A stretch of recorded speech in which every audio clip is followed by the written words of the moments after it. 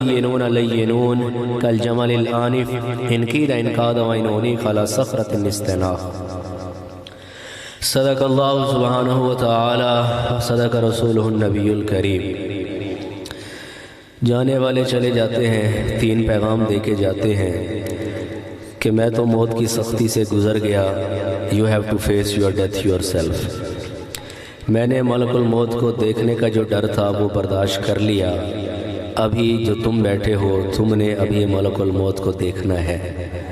تیسرا، اچھے برے خاتمے کا خوف،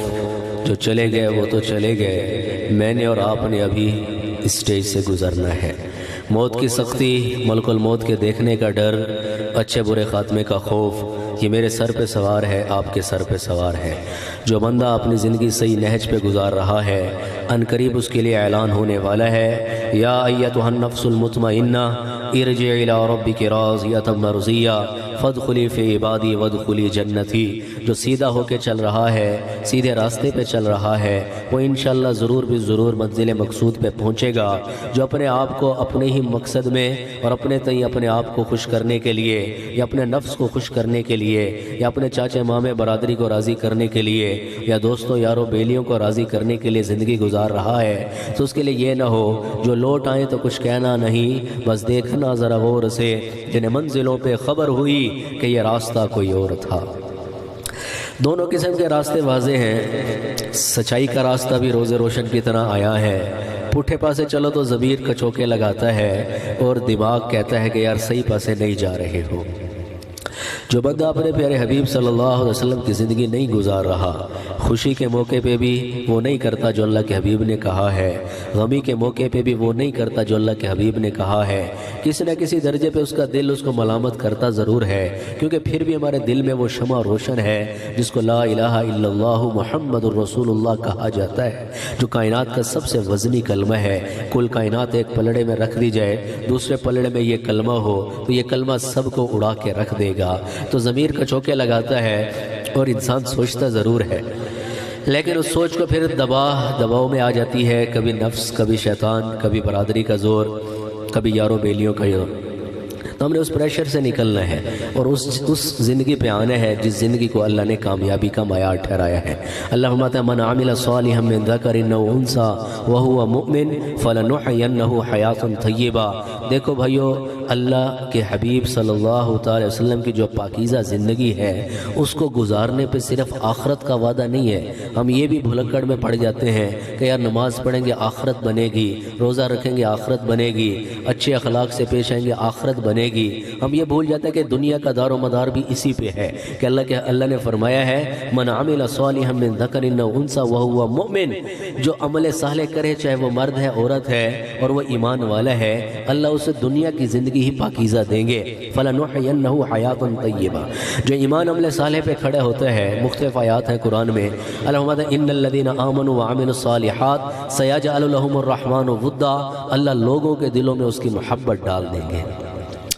اور لوگوں کے دلوں میں محبت۔ پھر اللہ کا جو حبیب بنتا ہے اس کے لئے کیا پیارا وعدہ ہے۔ اللہ منادی کرتے ہیں جبرائیل کو کہ فلاں بندہ حاصل پور میں اللہ کا محبوب ہے۔ حاصل پور والوں کو بھی بعد میں پیغام پہنچتا ہے، سب سے پہلے اللہ جبرائیل کو کہتے ہیں کہ جبرائیل تو بھی اس سے محبت کر کے یہ میرا محبوب ہے۔ پھر جبرائیل سارے آسمان والوں میں منادی کر دیتے ہیں کہ فلاں شخص حاصل پور راجہ چوک کے قریب رہنے والا یا ڈونگی مسجد کے قریب رہنے والا وہ اللہ کا محبوب ہے، تم سارے فرشتے اس سے محبت کرو۔ پھر سارے فرشتے اس سے محبت کرتے ہیں۔ پھر اینڈ رزلٹ کیا ہوتا ہے کہ زمین کے اندر ثم یوضع لہ القبول فی الارض، زمین میں اس کی مقبولیت پھیلا دی جاتی ہے، لوگ اس سے واقعی محبت کرتے ہیں اور دل و جان سے کرتے ہیں، اور وہ بناوٹی محبت نہیں ہوتی، وہ جیسے جھنڈے والی گاڑیوں کو اور ایسے سلوٹ مارنے والے، وہ اندر سے تو کچھ اور سوچ رہے ہوتے ہیں، باہر سے بناوٹی محبت کا اظہار ہوتا ہے۔ اللہ جینون پیور محبت نصیب کریں گے جہاں ہم واقعی میں دین پہ چلنا شروع کرتے ہیں۔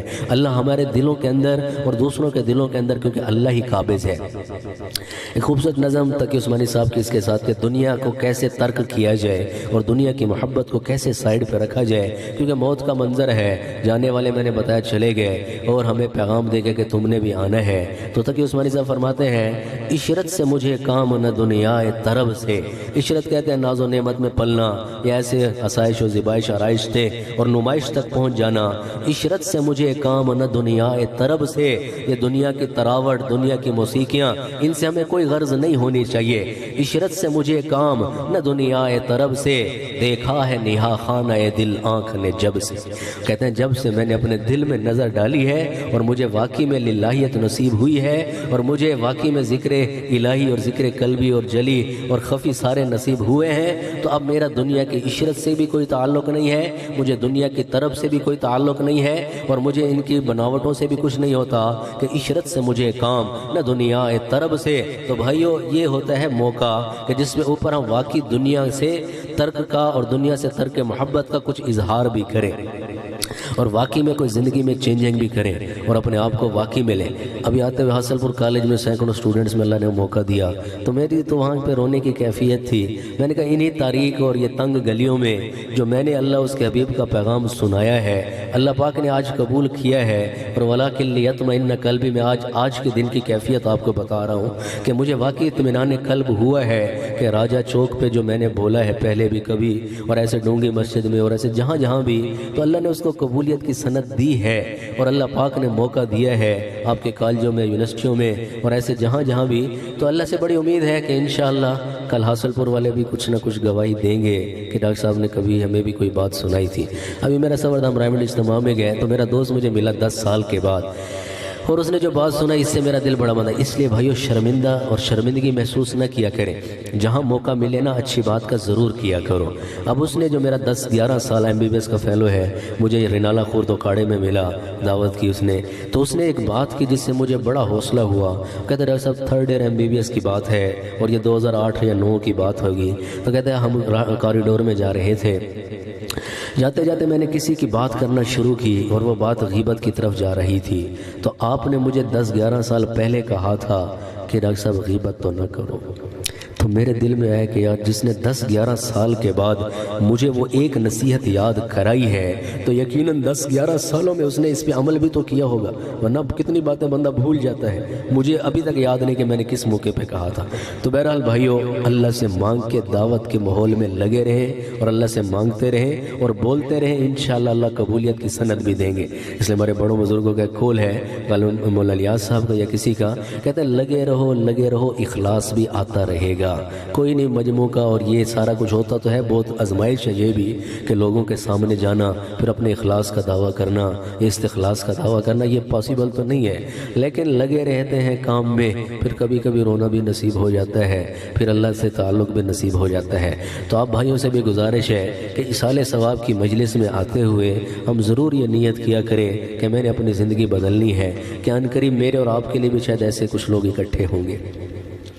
کہ اجل ہی نہ چھوڑا نہ کسرا نہ دارا، اسی سے سکندر صفات بہارا، ہر ایک لے کے کیا کیا نہ حسرت صدارا، پڑا رہ گیا سب یوں ہی ٹھاٹھ سارا، جگہ جی لگانے کی دنیا نہیں ہے، یہ عبرت کی جا ہے تماشا نہیں ہے، جہاں میں ہے عبرت کے ہر سو نمونے، مگر تجھ کو اندھا کیا رنگ و بونے، کبھی غور سے یہ بھی دیکھا ہے تو نے، جو معمور تھے وہ محل اب ہے سونے، جگہ جی لگانے کی دنیا نہیں ہے، یہ عبرت کی جا ہے تماشا نہیں ہے، ملے خاک میں اہل شاں کیسے کیسے، مٹے نامیوں کے نشاں کیسے کیسے، مکی ہو گئے لامکاں کیسے کیسے، زمیں کھا گئی آسماں کیسے کیسے، جگہ جی لگانے کی دنیا نہیں ہے، یہ عبرت کی جا ہے تماشا نہیں ہے، وہ کھیل کتنوں کے بگاڑے موت نے، پہلواں کیسے کیسے پچھاڑے موت نے، گھر کیسے کیسے اجاڑے موت نے، جگہ جی لگانے کی دنیا نہیں ہے، یہ عبرت کی جا ہے تماشا نہیں ہے، تجھے پہلے بچپن نے برسوں کھلایا، جوانی نے پھر تجھ کو مجنوں بنایا،